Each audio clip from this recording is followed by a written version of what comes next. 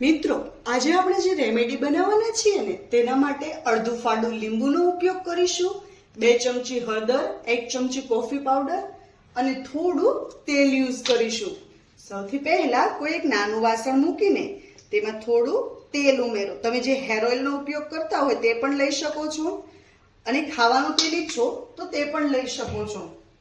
ત્યારબાદ તેમાં 2 ચમચી જેટલી હળદર ઉમેરો અને આને બરાબર મિક્સ કરી લો।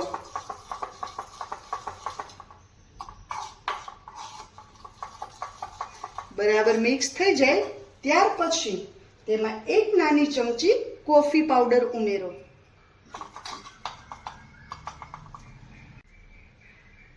અને આને બરાબર ધીમે ધીમે હલાવતા રહેવાનું છે અને ધ્યાન રાખવાનું છે કે આમાં કોઈ ગાંઠ ના રહે।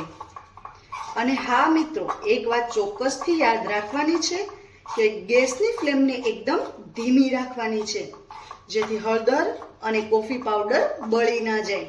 જો એ બળી જશે તો તમારી બધી જ મહેનત પાણીમાં જતી રહેશે।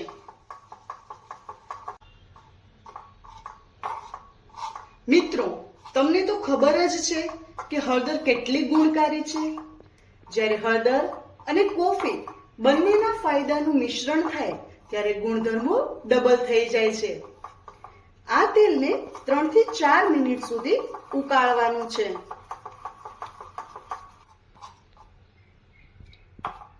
હવે તમે જોઈ શકો છો કે આ તેલ બરાબર ઉકળી ગયું છે, એમાંથી ખાસો ધુમાડો પણ નીકળે છે અને આપણી જે હળદર અને કોફી હતી તે બરાબર મિક્સ થઈ ગઈ છે અને એકદમ બધું કાળું થવા લાગ્યું છે।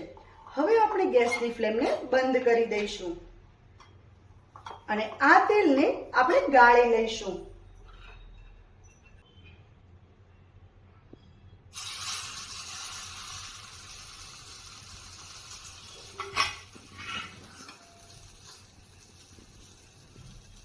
આ તેલને ગાળવાનું એટલા માટે છે કે તમે જોઈ શકો છો તેમાં કોફીનો અને હળદરનો જે કચરો હોય એ બરાબરથી નીકળી જાય।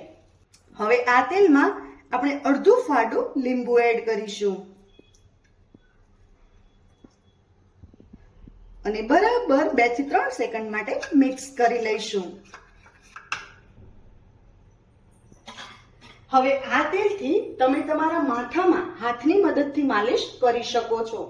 માલિશ કરીને 3 થી 4 કલાક રહેવા દઈને ત્યારબાદ શેમ્પૂની મદદથી હેર વોશ કરી લો।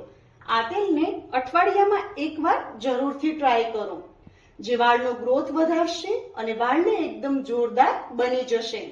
આ તેલથી તમારા વાળ સફેદ થતા પણ અટકશે અને જે વાળ સફેદ થયા હશે તે ધીમે ધીમે કાળા બનશે, વાળ સ્મૂધ બનશે। તેમજ તેમાં લીંબુ એડ કર્યું છે જેથી વાળમાં ડેન્ડ્રફ થતો પણ અટકી જશે।